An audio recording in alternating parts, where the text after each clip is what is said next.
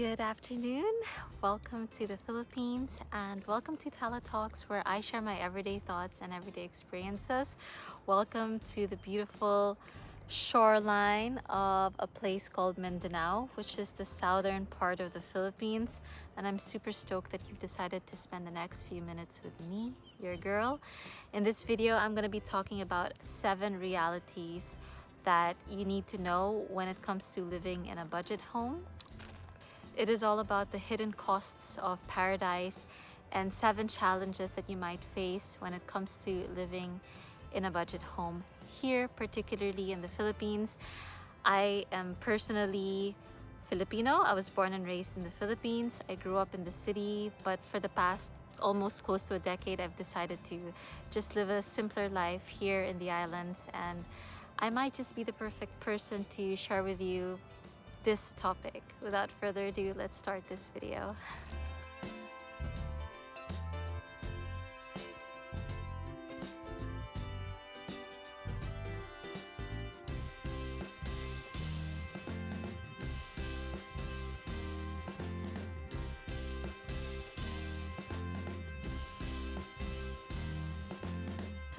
Okay, the first one is frequent power outages. And I have to say, just recently we actually randomly got cut from electricity only because it's the power sources supply. It's the power plants here, I don't know if you call them that, or the electricity supplier is very small and it can't support the entire island. And when you're living in a paradise like where we are now, more tourists will want to live here.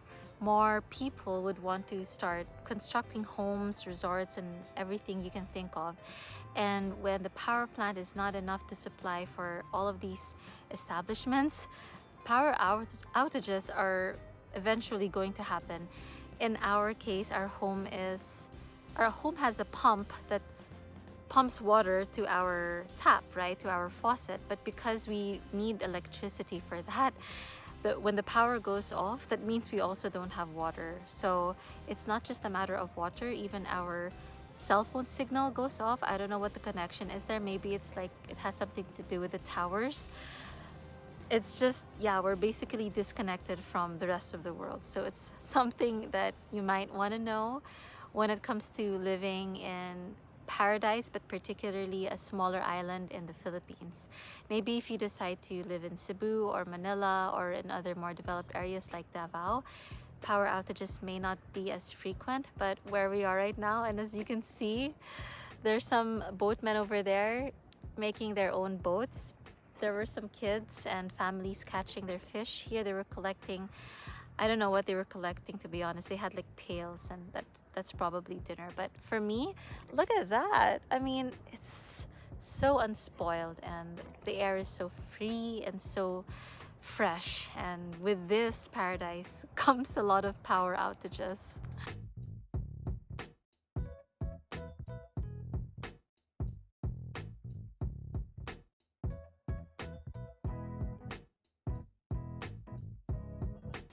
Next one is waking up with the sunrise, and I just love the sound of the ocean and having that first ray of sunlight touch your face.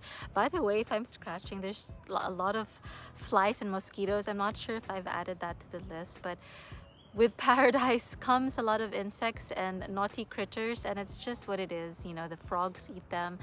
You know, there's so many creatures, bigger creatures, that need all of these little insects. So sometimes when I see spiders and snakes, I just see them and I let them be. Most of the time they don't want to have anything to do with us. We're just all trying to coexist. They were here before I was, so the least I can do is respect them.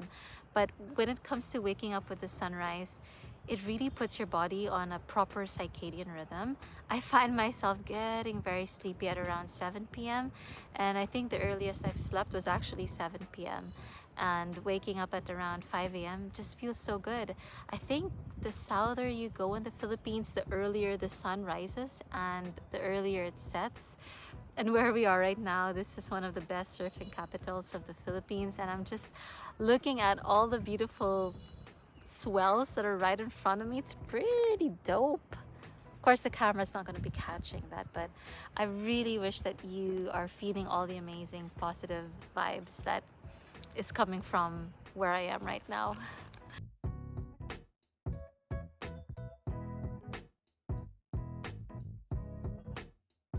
So the next one is you'll have a lot more visitors and guests because where I live particularly, it is such a small community and everybody knows everything. Like if you tell your neighbor or your friend something, probably the entire village will know it within the 5 minutes.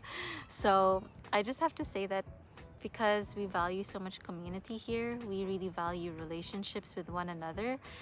You might find yourself in a bit of a pickle when it comes to personal and private space, but again, it's just all part of the fun.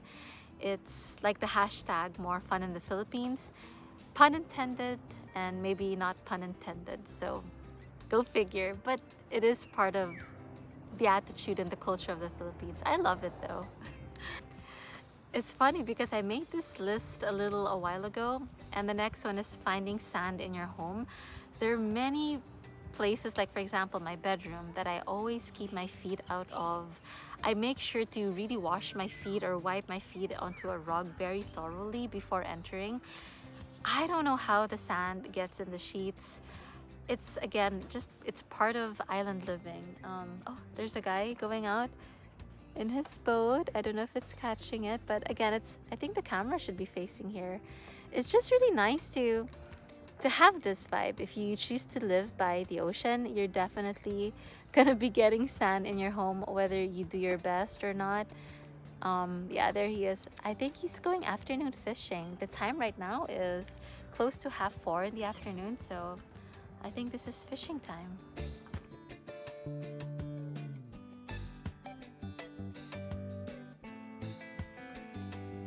The next one is fresh air, and what a beautiful way to detox.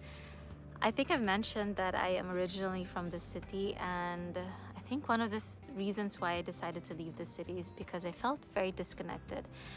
And I didn't realize until 7.5 years later that when you connect a lot with nature, it's like connecting with your divine self. You're basically coming home because one day we're all gonna be dust in the wind. We're just gonna go back to Mama Nature. And there's something so magical about breathing fresh, not just oceanic air, but like air coming from the mountains or just the greenery. Look behind us. It's just, wait, let's see if I can show you. Look at all of that green. All of those greeneries. It's just, as you know, plants give us better oxygen. It turns our carbon dioxide into yummy, yummy oxygen. And without nature, we will not be able to breathe properly. So recognizing that nature is so important in our lives. And when you move closer to paradise, which is island living, you're gonna have a lot of fresh air, and you're also gonna have you're gonna have more happiness for sure, mental clarity, and probably even a spiritual connection. When I moved here, I started practicing a lot of breath work and a lot of yoga, and for me, spirituality is really being connected to that inner peace more than anything. I don't consider it a religion. It's just more of like a lifestyle, and I really hope you get to experience that.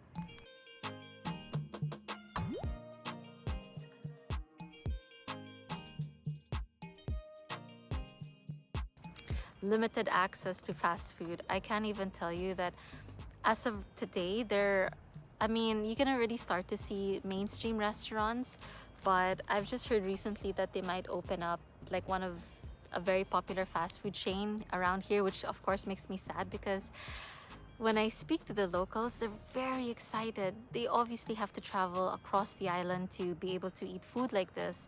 Whereas I'm from the city and I'm pretty used to fast food, and I make a conscious effort not to eat that. But the locals here are super excited, which is very understandable.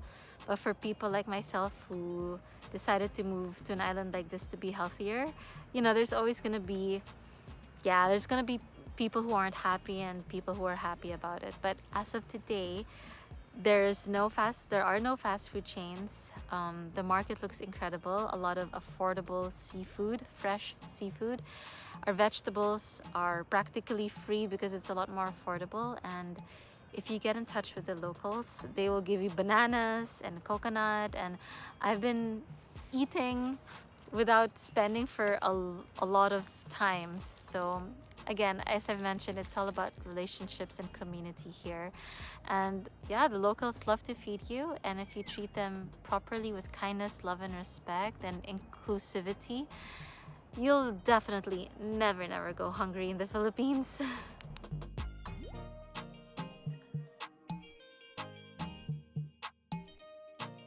Just a quick break to let you know how grateful I am that you've chosen to spend your time with me on this channel. If you've been with me from the very beginning of this channel, I just really want to let you know how much I appreciate you and your time. Without you on this channel, without the watch hours, this channel wouldn't exist. Thank you so much from the bottom of my heart. With that, I'd love to invite you to join my membership by clicking on the QR code on the screen. It'll link you to my Buy Me a Coffee page where you'll see photos of the plans. I'd love to create an edible jungle where we can feed the locals, we can feed tourists, we can just create a more sustainable lifestyle for everybody. That's where your support is gonna go to. You can also choose to join the membership right here on YouTube for your convenience. And with that, you'll get a lot of perks such as behind the scenes from yours truly. Once you've joined my membership, please don't forget to send me an email or message me directly on Instagram. And I'd love to show you where your support will go. With that said, again, thank you so much for your time. Thank you so much for choosing to stick around with me in this channel. I love you so much. Let's go back to this video.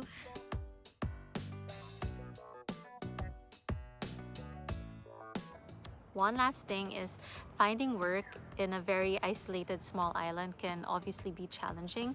Many times if you aren't employed, you have to come up with your own business maybe, or maybe try to work online. The people who are working in a small island like where we are now, they are paid very little, but then again, it also depends on your lifestyle. If you have food that you're growing at home, maybe you don't need to buy food. But if you are aspiring to book yourself a plane ticket, or if you're wanting to save up and buy a home or a car, or I don't know what, definitely having minimum wage here is not gonna cut it. And many times, a lot of the locals here end up working abroad just because opportunities are so much better. But yeah, this is like one of the many things that are a challenge when living in paradise, and I've just narrowed it down to 7 items. There's many more, and if you'd like to reach out to me personally, you can do that through the membership. Feel free to scan the QR codes that I've been flashing. The links are also on the description box. You can reach out to me there. I always love sharing with you what it's like living in the Philippines, whether if you're planning to retire, to work, or to just travel here as a tourist. I'd love to connect. There's a comment box below. Feel free to let me know your thoughts. And if you've made it this far in the video, I absolutely adore you. I love you. I send you infinite love as well. And I really hope to see you again in my next video. Ciao for now, and I'm sending you a lot of fresh air and amazing Philippine vibes. Love you.